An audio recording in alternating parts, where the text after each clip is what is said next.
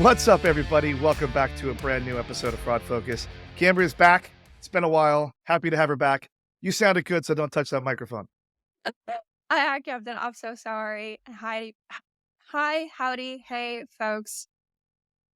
Well, I'm gonna end my intro there. that's fine. Yeah. So we had some technical difficulties, everybody, with the microphones these days. Riverside, in their ongoing evolution, has decided to lock more things behind paywall from the pro account, which I already pay for. So, Marin, if you're listening to this, can you tell them to stop blocking out features that I already pay for? This is the second time I've had to get mad at Riverside. I already came back once. Please, please, please have them be better. But all that aside, hi, let's talk about some fraud stuff. Always down to talk about fraud stuff. Let's do it. So, fraud in the news is kind of a thing that have been toying around with the last couple of episodes. So, in keeping with that theme, Spec sent out an email today that I caught my attention. They mentioned that U.S. companies are unknowingly hiring contractors out of North Korea. Now, this is kind of topical because as of today, it's been all over the news that North Korea is sending troops to Ukraine.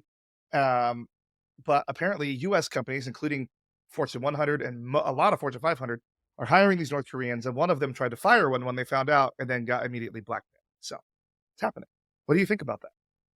My first thought, I immediately go to the like workforce scams that are kind of like the tail end, like it's scammers trying to hire you. Yeah. So it's interesting to see how it's evolved into something like this, I guess, complex or robust, where it's like, okay, we'll hire a fake employee instead, and then we'll funnel money, information, whatever, to whatever other organizations. So there's a couple of things that I think about this. Okay. Uh, one of them being that I think in companies' ongoing quest to lower Mm-hmm. their labor costs, Yep. this kind of stuff is kind of what you get if you try to outsource everything. Yeah. But Yeah. when you do that, you're kind of at the mercy of the company that you're hiring and who they have in those seats. Now, Mm-hmm. the one that I'm looking, we were at this article that we were looking at. There was a lady from Arizona who actually looks like she specialized specifically Mm-hmm. in hiring North Koreans. And she was using stolen identities of U.S. citizens, which brings us full circle back to, identity, which I know your company is Mm-hmm. focusing on a lot. How to kind of figure out someone's identity to make sure they're the real person. There's Definitely. a lot more challenges with that. Deepfakes are a Mhm. big thing that are going Terrible. around. Oh my gosh. Doriel from your company had a pretty good video of him speaking French when it wasn't him. But I would say, like, for the most people, he was kind of unnatural movement, but for the most part, he looked like a regular shorts on YouTube at the end of the day. So, Mm-hmm. what are your thoughts around identity and those sorts of things? And would it even been effective in this at all? Basically, to me, it seems like it was only a matter of time before something like this started happening to exactly that point. Like everyone's identity, everyone's information exists Yeah. somewhere. It's just kind of like who's going to, quote unquote, take advantage of it. And it sounds like it's someone from my backyard. We love freedom here, I guess. I Let me don't look at her know. name. Actually, it's you. No, just kidding. Oh, I'm not. I'll clean myself out. How are you here right now? Great question. Turns out my whole career in fraud prevention has been like a laying the groundwork and doing reconnaissance for this final We always are stage. looking for that exit, right? That big Yeah, yeah, exit. yeah. This was Who my knew it was exit. gonna come from North Korea? Surprise, everyone! Here's my thing is, like, why are you outsourcing to third-party companies who you don't know their workforce, like critical functions, like trade secrets, essentially? Right. So, I think when, you see companies oftentimes, like, outsource things like customer service to, like, third Hmm. parties, like, there's Yeah. companies like 24/7, that do that sort of thing, but usually, historically, when I've worked in these capacities with contractors at this level, it's usually pretty siloed. Like they can't take actions in internal systems. And it appears like this specific one, this company was allowing these people to see full like trade secrets, which I think when you're hiring contractors, it's more to do what like chat GPT's type stuff and not so much actual trade secrets. Now, I know people will probably have different opinions listening to this because, companies hire third parties to do code work for them all the time and stuff. Yeah. But I always thought that that was like more siloed pieces of code and not so much like Hmm. the whole code base. But I think what you have to do is like, there's companies in our own space that use offshore human like beings to make decisions on orders. Mhm. So, like, let's say my company doesn't use them, but I know companies Yeah, that do use them, yeah, certainly. and these companies claim these software companies claim to have AI that's making these decisions, but in reality, it's people offshore, usually in India, actually, um, for this particular company that I'm talking about. That's actually looking at the order and doing manual reviews. Basically, you're outsourcing your manual review. So, but they're taking actions inside that piece of software. They're not taking actions Yeah, inside your own thing. The same thing with like a lot of companies outsource chargeback fighting sure. to offshore people. Now that does sometimes take document gathering. So you have to Mhm. figure out what it is. But I think in order to not get blackmailed is like you shouldn't be giving access to information that you wouldn't feel comfortable just being exposed to contractors Yeah, or to and contracting companies like that have unknown workforce. Because if I mhm. hire a company to do this sort of work, like a call center is another great example, I am not usually picking who are they having answer the phones. Yeah, Usually, usually that's why you hire them is so that they can have people do the vetting and do all that stuff, the hiring, the firing, the benefits, and all that on their side. yeah, And you can't always control who they choose. So if that company chooses to actually hire North Koreans, then yeah, it's on them, but it's still my data at the end of the day right. that they would have access to if I'm not putting certain roadblocks in place for sensitive information, which it appears these companies often are not doing.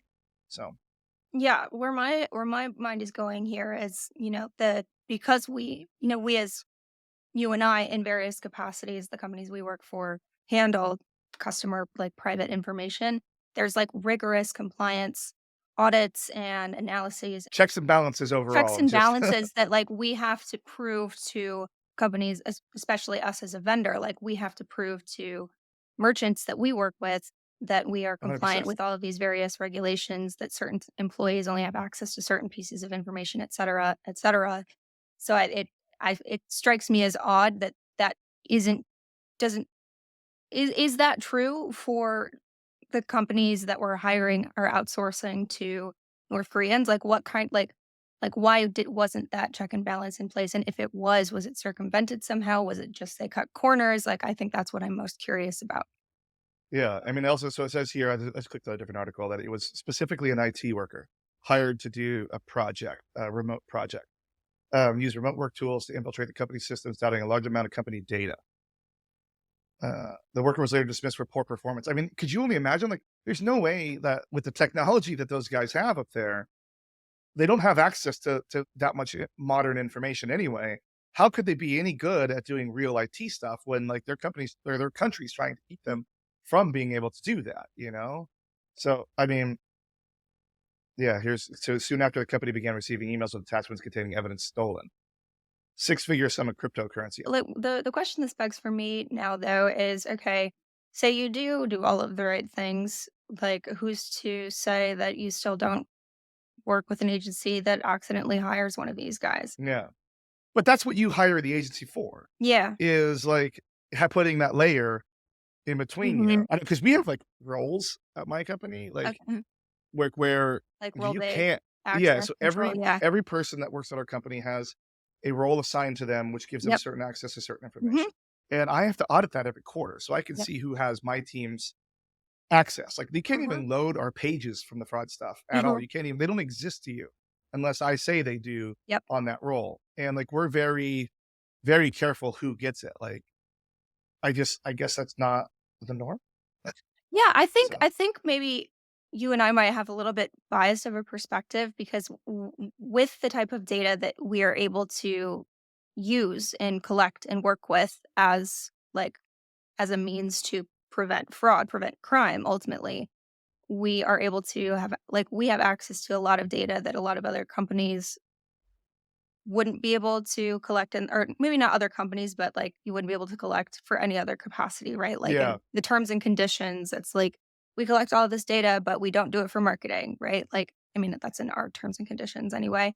Um, and the only reason we can collect the data that we collect and use it the way that we use it and store it the way that we store it is because it is explicitly for fraud prevention. But with that, which great yeah. power comes great responsibility, right? It's like with that comes those really like uh strenuous isn't the right word. Yeah, Stringent, like regulations and audits and like It's comply like with the PCI, standard. you know, Yeah. like that's the one that everybody knows, which we have to get Mhm. audited because we're a level one company every year, What but you guys do too. Now mhm. with with my company, when we work with new partners, we're very careful on what specifically we send, even to vendors Mhm. like you guys that are partners in the fraud space. Like we don't send full credit card number. Mhm. We don't send anything that like we try to be as GDPR compliant too Or as I mean, obviously we do business there, so we are compliant. But there are carve outs for fraud prevention. Same thing like Apple's yep, policies on the privacy stuff that they have. You yep, know, Apple always wants to be privacy focused, but if you read your terms and conditions, it says for the sake of credit card fraud prevention, like we can do certain things like yep. sending device attributes, and we do that. And we will continue to do that because people are trying to screw around all day long. Um, but you know, it's data hygiene, I guess, on our side too, as a Yeah. merchant, to make sure that we are being thoughtful with even what we're sending to partners. It's not an Yeah. all situation. We are Yeah. being thoughtful specifically what we send. Mhm. So to mitigate possible exposure, even if our Exactly. partners get exposed, because I've worked at companies where partners were exposed Oh, and mhm. had to deal with the fallout of that, even though it wasn't our fault, and even though Right. there wasn't the certain types of information that was Mhm. alleged in there. But I've had to deal with that, and it's not fun. It's really Yeah. not fun, especially when you're at a large company that every little thing you do hits the news. It's not fun. So Gosh, I had a question. I was go waiting for it. for you to finish. I will just rant on and on and on. Yeah. I want to talk about open banking too. What do you know about That's open banking? probably more than I think I do in this moment. So why don't you tell me about open banking? I just saw that the US is finally easing regulations to allow for what Oh, Europe's been enjoying, open banking to come I in. did see that headline and I opened the article and have not read it. So yeah, it's just basically that putting some requirements in around data sharing and transaction history sharing to be shared Mhm. across financial institutions, which will open the door for open banking in the U.S. Mhm. Small banks have, I think, until 2028 to Uh-huh. comply, or big banks. Um, it might be 2027. I was trying to see if I can find the article. And then small banks at credit unions have until 2030 to comply. So we'll see what happens with that. I think open banking is an exciting thing for moving technology forward in the banking Yeah. world. Being able to switch, like I have multiple banks that I use. Yeah. Um, being able to switch between or have transaction history or details as for what I do for a living will be nice to have access to that. But Yeah. I just think for being able to choose how I want my money to work will Right. be great. Yes. So Agreed. I remembered my question. what is it? So when it comes to well, just speak, we've talked a lot about how we have access to certain types of data and there's all of these checks and balances that we have to comply with because we have access to that type of data to the effect of preventing fraud. Majority of that data is, and like it's the end consumer, right? It's the customer of a business. That's the data Hmm. that we have access to for the most part. Now, of course, there are people who are transacting on behalf of a business. But what I throughout my career, one of the most challenging, not well, maybe not most challenging, but kind of like a thorn in the side type of challenge is successful, identification beyond just like KYC or KYB, but like successful prevention of fraud in like the business space. So things like hiring a new employee or onboarding a merchant onto your platform for whatever reason and those types of things. So I'm curious what your thoughts are on that, if that's something that That's you've dealt funny. with often or like what you Um, would do. so onboarding fraud Hmm. is For essentially. merchants specifically. So that's an interesting thing because I was reviewing some submissions for a conference today about some topics that are coming up for conference next year. And there was a tremendous amount of submissions around onboarding fraud. Now, I do think that that is becoming a more like specific focus because it used to be Yeah. just identity verification. Yes. So hold up the ID, liveness checks, document verification, just basic stuff to before you could create an account. But Hmm. now companies are looking to verify those things as they onboard customers. And when I say onboarding, I'm not talking about just making a purchase or creating an account to the people listening to this. I'm talking about like starting a partnership on Etsy Hmm. or starting a Shopify store or setting up a um, Stripe account. Yep. Now, in order to do that, you have to be onboarded and vetted. You know, tax information has to be exchanged. They have to know that you're a real person, Yep. who to send, like what you sell to the federal government to make sure that you're paying the appropriate amount of taxes, those sorts of things. So that's specifically, we're talking about onboarding. We're not just talking about creating an account on MyFitnessPal. We're talking about actually Yeah. creating basically a marketplace business account. Yep. Now, I would say that that has now become a better focus because historically, and Jacqueline and I talk about this on an unreleased episode of um, Payments Corner here on uh, Fraudboxer. Hopefully, it'll be out soon.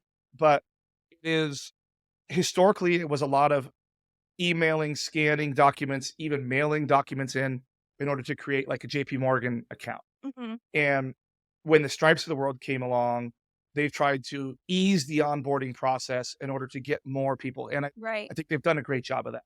Um, a lot of it has become more digital behind the scenes of doing IDV for those purposes. So holding up the Mhm. ID front back, doing you're taking a photo of your face, taking a photo of any sort of like maybe bank statements that you have. But I think as there's more data that's able to be shared, like along when you put in like your bank account information and doing the test transactions and all that stuff, that used to be a lot longer. It's happened a lot quicker.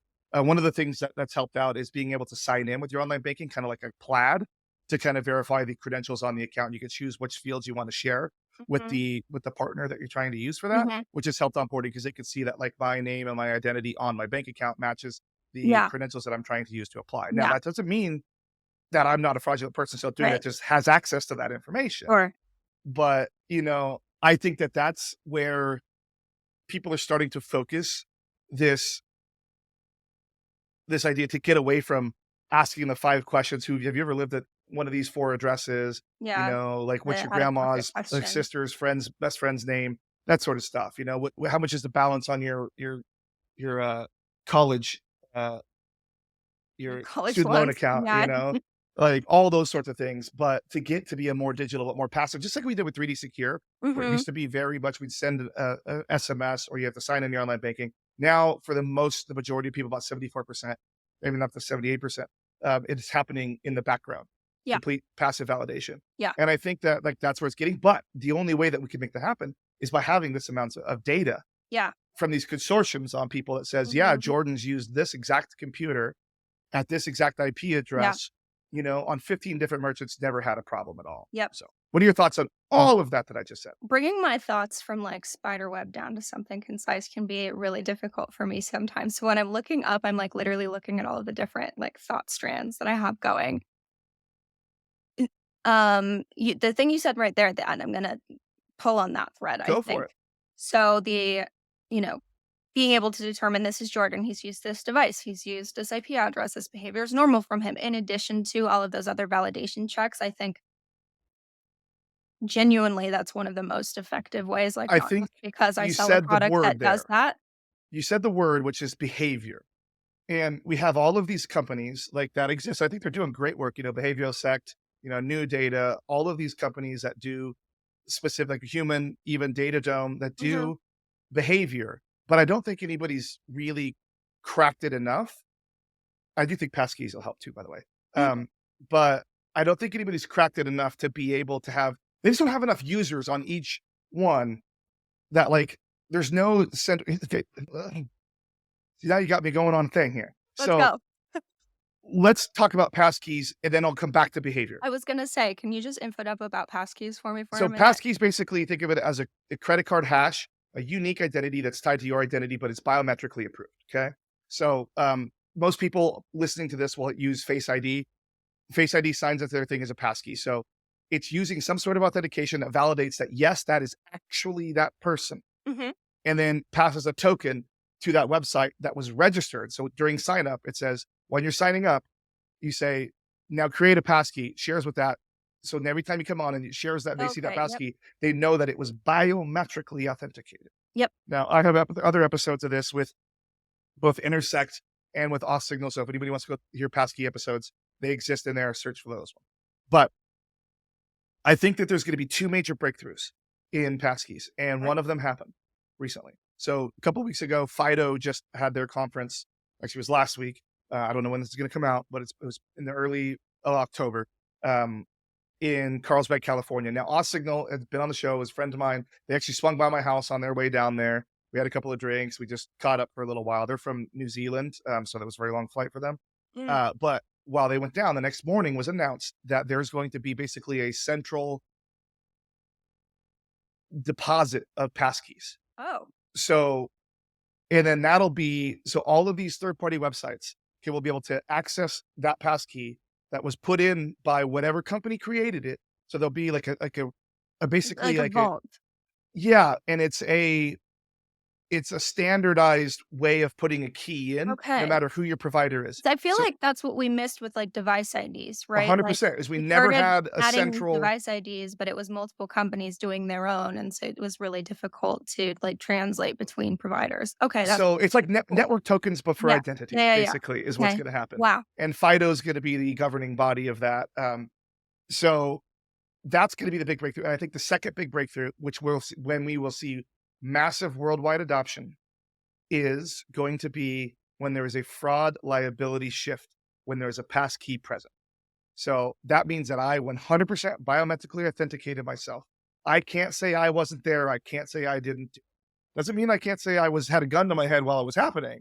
Right. But at the end of the day, for buying a T-shirt on Fresh Clean Threads, I can't lie and say it wasn't me because I was biometrically authenticated and they have the proof. So Okay. but that's not there. We're not there yet. Okay. I think the first step's going to be this getting the centralized thing, getting people to figure out Yeah. that like, and the cool thing is like you'll be able to like go to any website and register, Yeah. like using that. Boom, I boom, boom. love Kind of that. like how Apple tried to do sign on, Facebook tried to do single sign on Google, which I Yeah. love those too. Yeah. I think Google has done the best. Yeah. Well, they did Yeah. passkeys too. And that's why Yeah. I love it because I can just Yeah. register I now I and was I just have gonna my I was Google gonna say, I passkey. think the only time I've seen the passkey is with my Google account. I haven't seen it in the wild, which, like, do you think this second breakthrough, the fraud liability shift, like, do you think that is what's gonna drive adoption because banks are gonna require it now? Or do you think they're gonna wait Ooh. until more folks have adopted it, more merchants, more websites, etcetera, have adopted it to push for something like that? I, Or do you think the banks will be hesitant to, for whatever reason? I think so. Banks don't like to punish their customers. Exactly. Oh, don't I know it? So, so if now that doesn't mean that that'll ever change because there are the values affixed to each customer, and that's why Chase Right. has private client versus non-private client. Sure. Yeah, we've been down that something Yeah. like that. I can't see banks like that. That to me just opens up like a wormhole of all kinds of insane things if they were to just like stop doing business or tell merchants, Well, you know what I they've mean? Like already said that they're processors, gonna whatever.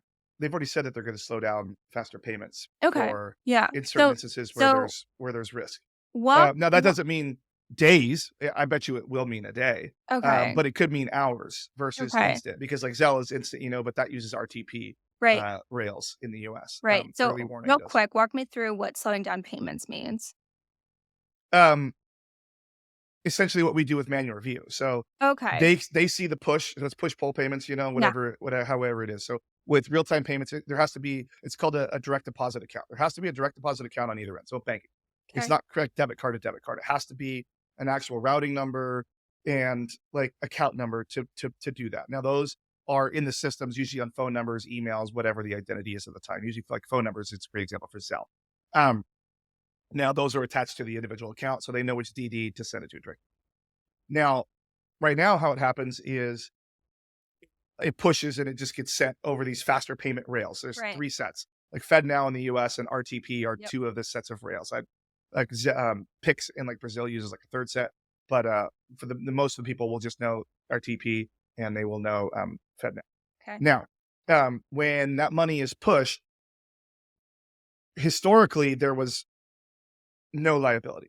Starting in October, was going to be a 50-50 liability if there's any sort of claim that arises from Yeah. the end That has been consumer. an issue for a long time. It's been an issue. So what was we and anticipated to happen and what banks said was going to happen was as they have to become liable for it, they're going to put their own fraud checks on either end of that, both the sending and the receiving accounts to check. So you could see a slowdown while those checks are happening and I rejections see. in Okay. pushing the payments back or canceling that. Okay. So instead of it being an instant, there's going to be send, check, receive, or Send, check, receive, like check, receive. yeah. So it's going to be Yeah. there's Okay. going to be all the way back, and that could be on either end because at the same time receiving, like, if I'm a scammer, I probably am receiving a ton of money into my individual account. So the Yep. receiving bank, who now has Yep. 50% liability on Yep. that, isn't going to want to have to pay for that either. Yeah. Not only the receiving bank too. So Mhm. yeah, which is again, banks are going to be the one to be left holding the bag. So they're going to do things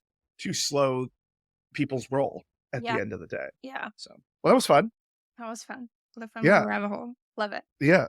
Um, real quick, let's just talk about New York. I was at Forder Impact, which is your guys' user conference in New York a few weeks ago. Did a show. The show came out really well. It's going to be put online, I'm sure, pretty soon. I did not win. It was a What the Fraud Dorial show over there. I did not win, but I came in a close second. I thought I was going to win that last one. I really did. So we told Mm, three it was close. stories.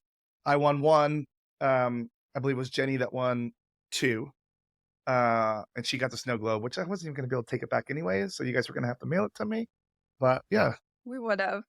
And I'm sure we yeah. did for Jenny. So thank you for setting that up for me. I Sure. didn't get to see you as much there because you were very, very, very, very busy. So tell me about your time in New York. Yeah. So, not to like super plug, I don't like to do that in this space, but Forder did have our annual user conference in New York last week. It's always like an incredible time. I'm always super impressed by the events that our marketing team pulls off just It from was cool. It was from pretty. like the ambiance to the like standees to the actual like marketing collateral to the messaging to the show that we put together to the customer advisory board event to the types of engagements we do with customers around it. We had a bunch of other things happening. And just like the content itself. And then, my team, I'm on the solutions consulting team, our pre sales consulting team at Forder. We ran what we call like our fraud labs, which is where there's like a section of the floor that we have partitioned off more or less to demo each of the solutions of our product to customers as they're walking through. So I get to talk about fraud all day. I get to show everybody how cool the product is, or a piece of it at least. Um, and just kind of like hang out with the customers all day. I don't get to see as much of the show as I'd like, but I did get to see yours, which was good. And all in all, it was a really, really successful event this year, I think. How do I say this diplomatically? We exceeded our like attendee rate Oh, you pretty did. significantly, which we weren't expecting, and it was kind of like a pleasant surprise for everyone involved. But we had folks from all over the globe come to our user conference this year, so it was really fun, and I always love talking about fraud with folks all day. So Yeah, you were standing at that damn computer in that demo yeah, station the whole yeah. day. Yeah. I thought it was good, like, you guys had sponsors there too, like some of your partners, Yeah, yeah, yes. which Our partners joined us as well. So they had their own little platforms, and it was fun to get to know, our partners as well as prospects and some of the customers I haven't had a chance to work with yet. And it was fun to kind of be like, "Oh, you're having this problem. I just talked to somebody over here. Why don't you guys chat about it?" yeah. And I will say again, thank you for setting that up for Yeah, me and it was getting wonderful to have you. Thanks for getting me joining us. out there. Weather was the best New York weather I've ever had in It my was whole life. perfect. It Oh was my goodness. 68, sunny, and no humidity, everybody. Like, when has anybody ever had New York like that? It was amazing. Okay, that's relative. It was humid, but I'm from the desert, Yeah, so what is your humidity right now in Phoenix here? Humidity. I bet you it's like, yeah. Oh my gosh, single digit humidity. yeah, and 95 degrees, baby. So if it gets to double digits, I'm wet. Yeah. See, this I is am a right now soggy towel. I'm 85 and 30% right Oh now. gosh. Let's You see what it okay? is in NYC now. Let's see if it got worse. It's 74 and 61, so it's a little humid That's over here. crazy. Yeah, Yeah. and it's not even that it's that humid, it's just, like, I'm not used to moving and being soggy. Like, Yeah. I feel like dry air, it's like you work up a sweat, right? When it's humid outside, you go outside and you sweat, and I don't like that. So this was the first time where I was like walking around New York by myself, the majority of the time. It's fun. And it is 100%. But I like to, like, I'm from LA. Well, I'm not from LA, but I've been here Sure. for most of my life. And I'm used to speed and pace. Um, when I feel like when you walk out of your hotel room in New York and you hit that curve, because I was staying on Park, I think you were down in Times Square. Yeah. Um, the pace that it's like merging into the freeway. Yeah, And I mean, so I was definitely working up a sweat, just, just keeping up. and I Yeah, consider myself a fast walker, you are a vessel. but like, Man, the Or pace there was something else, and, like, I went it's I like went to it's the contagious. Like, I had a little bit of a morning one day where not I had a morning where I had a little bit of time to get from where I was to where I was going, and I was like, "I'm so hot," because I wore a sweater. It's a really thin sweater, but just, like, the material was not very breathable. My bad, I should have known. Been to New York enough times now, but I was like, "I am so uncomfortable. I'm just gonna chill out and walk slowly," and so I, like, intentionally slowed my pace down, but within, like, 30 seconds, I'd, like, picked it back up again and yeah, didn't even realize it. There's 'cause you just, like just keep there's up a with the flow of people, yeah, there's just, like like, a contagious pace. I really enjoy that.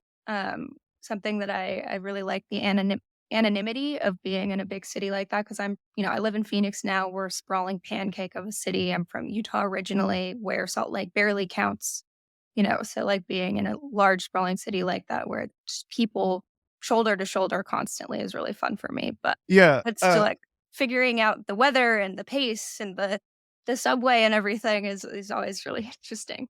yeah, I'm so happy that they do tap to pay on the subway now. Oh, I Uh, know. I told that's, you. like that's a game changer, but, like, I will say, like, it was cool to be there, and I'll put a little photo up, but it was cool to be there because it was when the Mets were playing the Padres, Mm, and, like, I went to, like, the Irish pub down by my, mhm. hotel and was watching, like, the Mets play and, like, how excited people were. Like, LA is a sports town, but, like, I feel it's like New York and Boston are always different for watching sports in, Yeah, and, so it was really cool to be in East that Coast sports atmosphere. is a Yeah. different vibe, for Yeah. sure. LA is just more casual. When the teams are doing well, you'll see the people, like, right now, there's, like, Dodger fans coming out of the Yeah, woodwork over here, and I gotta deal with that now for the next, like, at least 4 games, yeah. but over there, it's different, so. Well, I think that's gonna do it for us today. Anything else you wanna add for the day? I'm all set. Good Well, chat. thanks for, coming for another episode of Fraud Focus, everybody, and we'll Thanks see for you in a having few me. weeks. Talk to you later, guys.